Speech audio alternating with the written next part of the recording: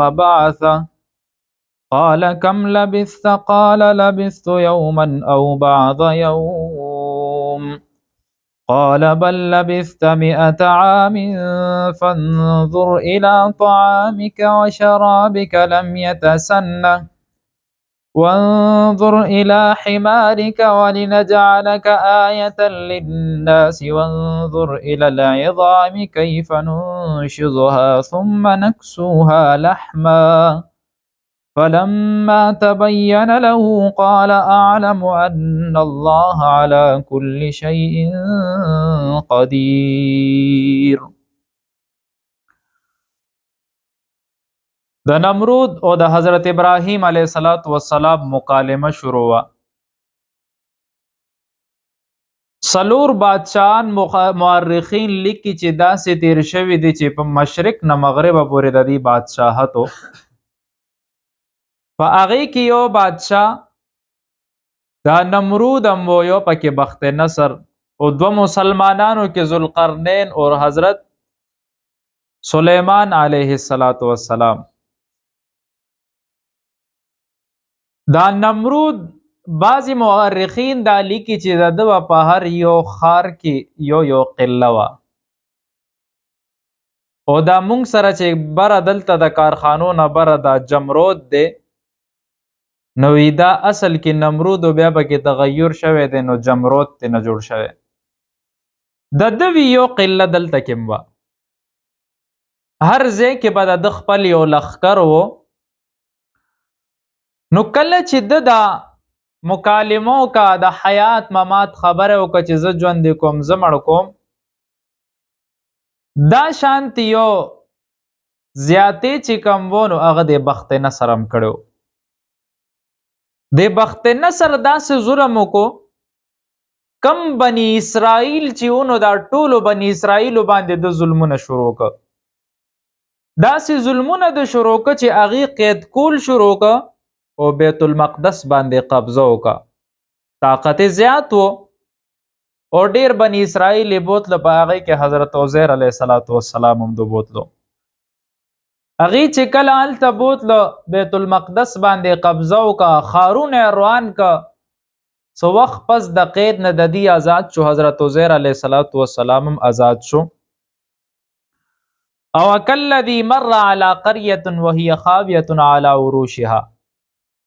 نو عزیر علیه السلام په یو ښار باندې تیرېده، خاویة علی عروشها چې هغه روان پروت و، چتونه یې په ځمکه راورېدلي وو. قال انا یحیی هذه الله بعد موتها. دی عزیر علیه السلام وایي ایا الله به څنګه دا دوباره ژوندی کوي؟ فاماته الله 100 عام ثم بعثه. نو الله تبارک و تعالی 100 کال حضرت عزیر علیه السلام هلته کې مرګ راوستو، روح یې قبض که. قال کم لبثت چې دوباره را ژوندی کایه وي څومره وخت تیر کړی دلته چې تم لاس وي؟ قال لبثت یوما او بعد یوم. یو ورځ یا 2 ورځې به پروت یم دلته. نو علما د دې نه دا مرادلي کله چې یو سړی وفات چې هغه په قبر کې کېږدي نو الله په هغه باندې داسې یو هغه هم راوستی شي چې انسان ته پته نه لګي چې یاره قیامت زه خو نن مړ شوم په سبا قیامت دی. دا ټول عمر چې زمونږ د سونو کول نه تېرېږي الله به پې داسې هم تېر کړي. قال بل لبثت 100 عام. الله تبارک و تعالی ورته فرمایي وي 100 کاله تم لاس وې. فانظر الى طعامک و شرابک لم یتسنه. خو زما طاقت او قدرت ته وګوره چې خپل خوراک ته وګوره نو هغه خراب شوی نه دی، سقا شوی نه دی. او بعضې مورخینو لیکلي دي چې په دې لاره باندې تېرېدو د انګورو باغونو نو انګور یې ترېنه راواخېسته، هغې نه چوړکه ځان سره راواخېسته چې یاره په لاره که تږی کېږم اوبه یې څکم. نو هغه انګور 100 کاله پس هم هغه شانتې پراته وو، ذایقه نه وه خرابه شوې. الله تبارک و تعالی بله یو معجزه دلته ورته ښیي. هغه داسې وانظر الی حمارک چې کم سورلی ورسره وه نو هغه خو هلته خاورې شوې وه. ولنجعلک آیة للناس. دا مونږ نشاني جوړه که د خلکو دپاره. وانظر الی العظام. او تاسو وګورئ د دې هډوکو ته کیف ننشزها ثم نکسوها لحما، هغه اډوکي په خپل یو بل جوړ کې ورتله، ثم نکسوها لحما، بیا به الله تبارک وتعالی غوښه راوخڅه. فلما تبین له چې دا ټول هر څه ته واضح شو، قال اعلم ان الله على كل شيء قدير، نو دوی وی چې یاره الله تعالی په هر شي باندې قدرت کوونکی دی. سل کال هلته سملاستو. نو د بخت نصر ظلم وکړو چې کله سل کاله پس حضرت عزیر علیه السلام را پاسی، نو یو عجیبه کیفیت دی. بچیم و بچی بوډاګان شوي پلار یې ځوان و. کله چې خپل ښار ته ځي، خپلې بستۍ ته ځي، نو هلته ګوري چې یاره څه حالت دی. لاړو ویې کتو نو بچي سپین ګیري دي. یاره دا د عزیر کور نه دی؟ نو یو ښځه راووته چې ړنده وه په سترګو باندې.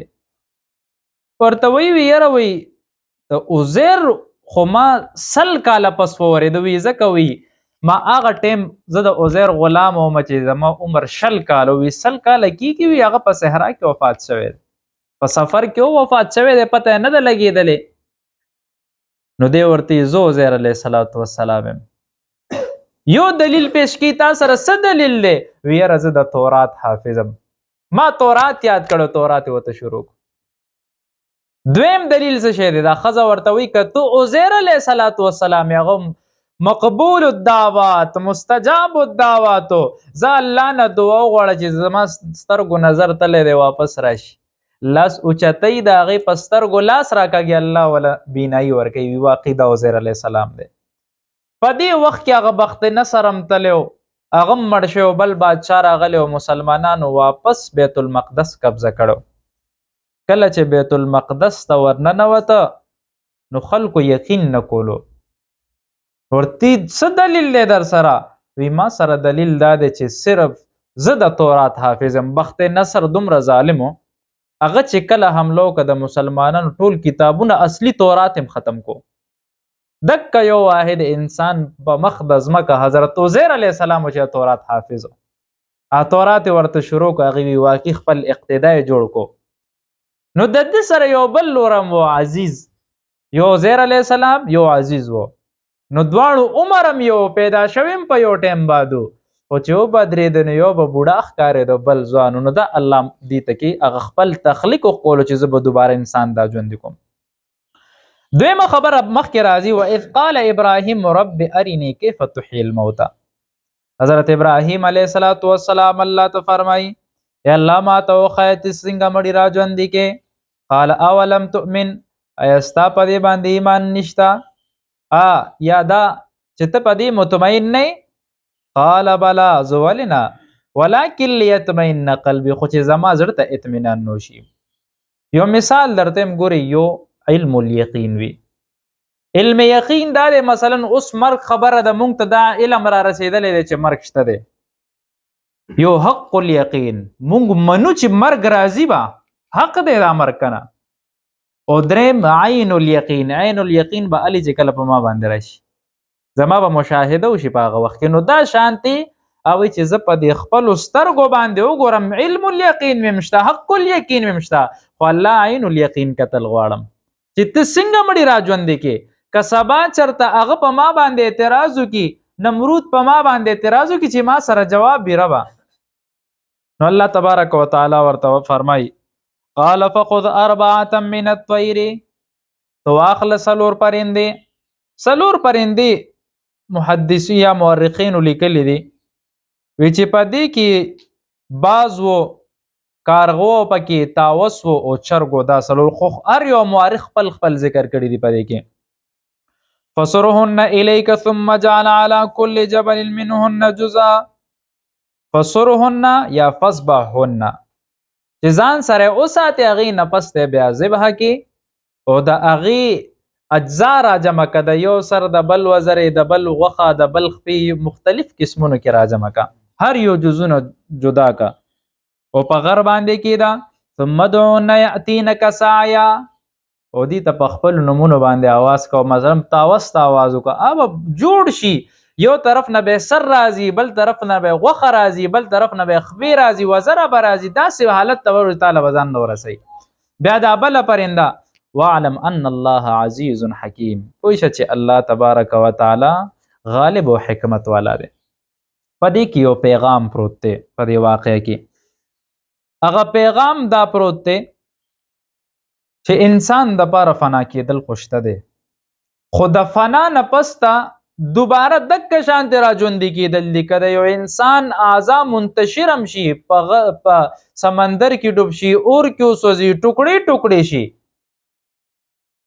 خو بیا هم انسان د الله په اذن جوړ شوی، د الله په اذن به راپاسي.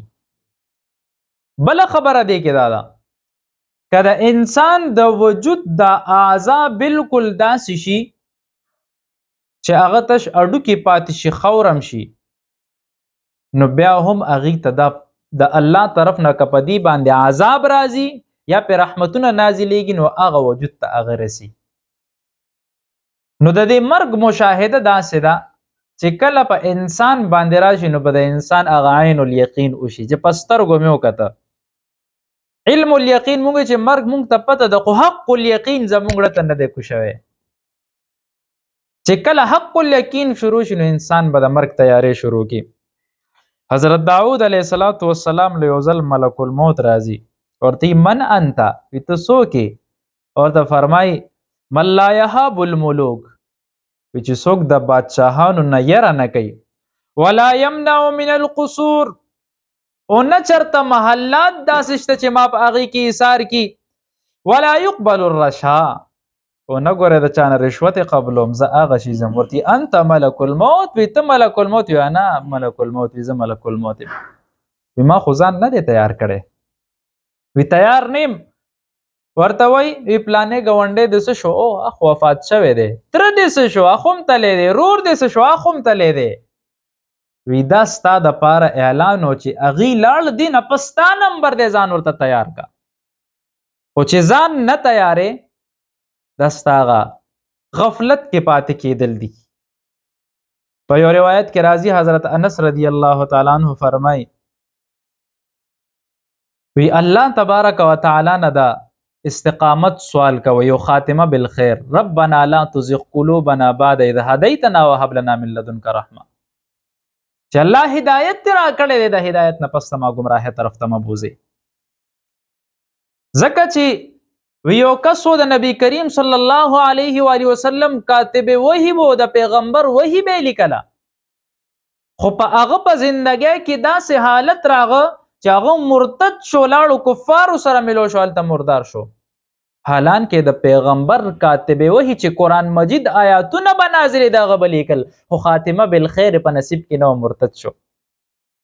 او یو بل صحابي باره کې راته یو صحابي فرمایي، وی نبی کریم صلی الله علیه وسلم د یو کس باره کې وی چې دا جهنمی دی. مې د الله رسول څنګه جهنمی دی؟ په جهاد کې در سره شریک دی، جهاد کولو، داسې جهاد چې کفار مردارول.